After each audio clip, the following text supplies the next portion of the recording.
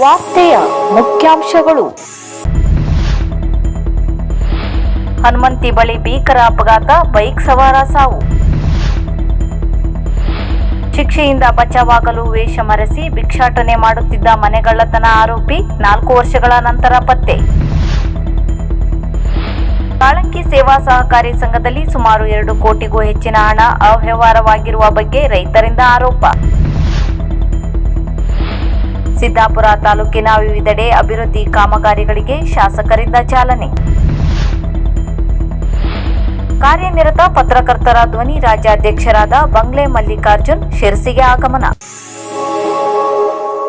ಆರೋಪಿತನಾದ ಫಾರೂಕ್ ಯಾನೆ ಫಾರೂಕುಲ್ಲಾ ತಂದೆ ಬೋಗಿ ಬಾಷಾ ಸಾಬ್ ಹಳ್ಳೋರಕೇರಿ ಶಿರಾಳಕೊಪ್ಪ ಶಿವಮೊಗ್ಗ ಜಿಲ್ಲೆ ಈತನ ವಿರುದ್ಧ ಸಿದ್ದಾಪುರ ಪೊಲೀಸ್ ಠಾಣೆಯಲ್ಲಿ ಮನೆಗಳ್ಳತನ ಪ್ರಕರಣ ದಾಖಲಾಗಿತ್ತು. ತನಿಖೆ ನಡೆಸಿದ ಸಿದ್ದಾಪುರ ಠಾಣಾ ಪೊಲೀಸರು ಈತನ ವಿರುದ್ಧ ನ್ಯಾಯಾಲಯಕ್ಕೆ ದೋಷಾರೋಪಣೆ ಪತ್ರ ಸಲ್ಲಿಸಿದರು. ಆಸಾಮಿ ಬೇರೆ ಜಿಲ್ಲೆಯವನಾಗಿದ್ದರಿಂದ ಶಿಕ್ಷೆಯಿಂದ ಬಚಾವಾಗಲು ಕಳೆದ 4 ವರ್ಷಗಳಿಂದ ನ್ಯಾಯಾಲಯದ ವಿಚಾರಣೆಗೆ ಹಾಜರಾಗದೆ ಕಣ್ತಪ್ಪಿಸಿಕೊಂಡಿದ್ದ. ಸಿದ್ದಾಪುರ ನ್ಯಾಯಾಲಯವು ಈತನ ವಿರುದ್ಧ ದಸ್ತಗಿರಿ ವಾರಂಟ್ ಹೊರಡಿಸಿತ್ತು. ಸಿದ್ದಾಪುರ ಪೊಲೀಸರು ಆರೋಪಿತನ ಪತ್ತೆಗಾಗಿ ಶಿವಮೊಗ್ಗ, ಹಾವೇರಿ, ಮಂಗಳೂರು ಮುಂತಾದ ಕಡೆ ತಿರುಗಾಡಿ ಮಾಹಿತಿ ಸಂಗ್ರಹಿಸಿ ಉಡುಪಿ ಜಿಲ್ಲೆಯ ತ್ರಾಸಿಯಲ್ಲಿ ವೇಷ ಬದಲಿಸಿಕೊಂಡು ಭಿಕ್ಷಾಟನೆಯಲ್ಲಿ ತೊಡಗಿಕೊಂಡಿದ್ದ ಆರೋಪಿತನನ್ನು ಕೊನೆಗೂ ಪತ್ತೆ ಮಾಡಿ ವಶಕ್ಕೆ ಪಡೆದುಕೊಂಡು ಆರೋಪಿಯನ್ನು ನ್ಯಾಯಾಲಯಕ್ಕೆ ಹಾಜರುಪಡಿಸಿದ್ದಾರೆ. ಆತನನ್ನು ನ್ಯಾಯಾಂಗ ಬಂಧನಕ್ಕೆ ಕಳುಹಿಸಲಾಗಿದೆ. ಅಲ್ಲದೆ ಈತನ ಕುರಿತು ಶಿವಮೊಗ್ಗ ಮತ್ತು ಉತ್ತರ ಕನ್ನಡದ ಹಲವಾರು ಪೊಲೀಸ್ ಸ್ಟೇಷನ್ಗಳಲ್ಲಿ ಪ್ರಕರಣಗಳು ಇರುವುದಾಗಿ ತಿಳಿದು ಬಂದಿದೆ.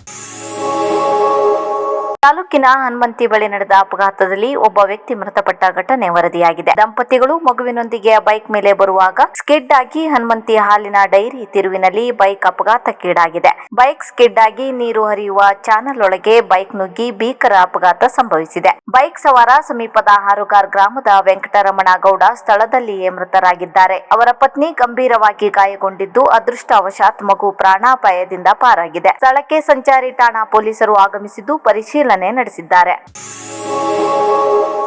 ಶಿರಸಿ ತಾಲೂಕಿನ ಕಾಳಂಗಿ ಸೇವಾ ಸಹಕಾರಿ ಸಂಘದ ಖಾತೆಯಲ್ಲಿರುವ ಕೋಟಿಗಟ್ಟಲೆ ಹಣ ಅಪ್ರತಪ್ರವಾಗಿದ್ದು, ಇದರಲ್ಲಿ ಸಂಘದ ಅಧ್ಯಕ್ಷರ ಹಾಗೂ ಕಾರ್ಯದರ್ಶಿಗಳ ಕೈವಾಡವಿದೆ ಎಂದು ಆರೋಪಿಸಿರುವ ರೈತರು ಕೂಡಲೇ ಅಧ್ಯಕ್ಷರು ಹಾಗೂ ಕಾರ್ಯದರ್ಶಿಗಳು ರಾಜೀನಾಮೆ ನೀಡಬೇಕು ಮತ್ತು ಹಣ ಅವ್ಯವಹಾರ ಆಗಿರುವ ಬಗ್ಗೆ ಸಹಕಾರ ಸಂಘದಿಂದ ಸಮಗ್ರ ತನಿಖೆಯಾಗಬೇಕೆಂದು ರೈತರು ಆಗ್ರಹಿಸಿದ್ದಾರೆ.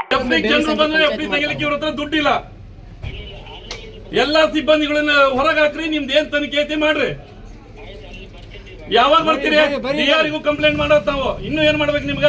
ಅಲ್ಲಿ ಬಂದು ನಾವು ಸೈಕೆ ಕುಂದಿರ್ತೇವೆ. ರೈತರು ಆತ್ಮಹತ್ಯೆ ಮಾಡ್ಕೊಂತಾರ. ರೈತರು ನೆನ್ಪಿಟ್ಕೊಳ್ರಿ. ನೀವು ರೈತರು ದುಡ್ಡು ತಿಂದಿದಾರ. ಇಲ್ಲಿ ಬರ್ರಿ, ನೀವು ಬೇಗ ಬರ್ರಿ, ನಾವ್ ಇಲ್ಲೇ ಕಾಯ್ತೇವೆ.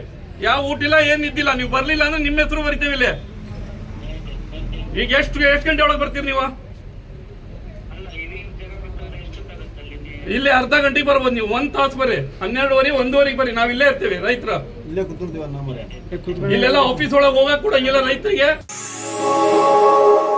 ಕ್ಷೇತ್ರದ ಗ್ರಾಮೀಣ ಭಾಗದ ಮೂಲಭೂತ ಸೌಕರ್ಯಗಳಿಗೆ ಆದ್ಯತೆ ನೀಡುವ ನಿಟ್ಟಿನಲ್ಲಿ ಸಿದ್ದಾಪುರ ತಾಲೂಕಿನ ವಿವಿಧ ಗ್ರಾಮ ಪಂಚಾಯಿತಿ ವ್ಯಾಪ್ತಿಯಲ್ಲಿ ಸುಮಾರು 88 ಲಕ್ಷ ರೂಪಾಯಿಗಳ ವೆಚ್ಚದ ವಿವಿಧ ಅಭಿವೃದ್ಧಿ ಕಾಮಗಾರಿಗಳಿಗೆ ಶಾಸಕರಾದ ಭೀಮಣ್ಣ ಟಿ ನಾಯ್ಕ ಅವರು ಅಧಿಕೃತವಾಗಿ ಭೂಮಿ ಪೂಜೆ ನೆರವೇರಿಸುವ ಮೂಲಕ ಚಾಲನೆ ನೀಡಿದರು. ಶಾಲಾ ಆವರಣದ ರಕ್ಷಣೆ, ಮನೆ ಗ್ರಾಮ ಪಂಚಾಯಿತಿ ವ್ಯಾಪ್ತಿಯ ಸರ್ಕಾರಿ ಹಿರಿಯ ಪ್ರಾಥಮಿಕ ಶಾಲೆಯ ಹಿಂಭಾಗದಲ್ಲಿ 8 ಲಕ್ಷ ರೂಪಾಯಿ ವೆಚ್ಚದ ತಡೆಗೋಡೆ ನಿರ್ಮಾಣ ಕಾಮಗಾರಿಗಳಿಗೆ ಚಾಲನೆ ನೀಡಲಾಯಿತು. ಶಾಲಾ ಆಸ್ತಿಯ ರಕ್ಷಣೆ ಹಾಗೂ ವಿದ್ಯಾರ್ಥಿಗಳ ಸುರಕ್ಷತೆಯ ದೃಷ್ಟಿಯಿಂದ ಈ ಕಾಮಗಾರಿ ಅತ್ಯಂತ ಅವಶ್ಯಕವಾಗಿತ್ತು ಎಂದು ಶಾಸಕರು ಈ ಸಂದರ್ಭದಲ್ಲಿ ತಿಳಿಸಿದ್ದಾರೆ.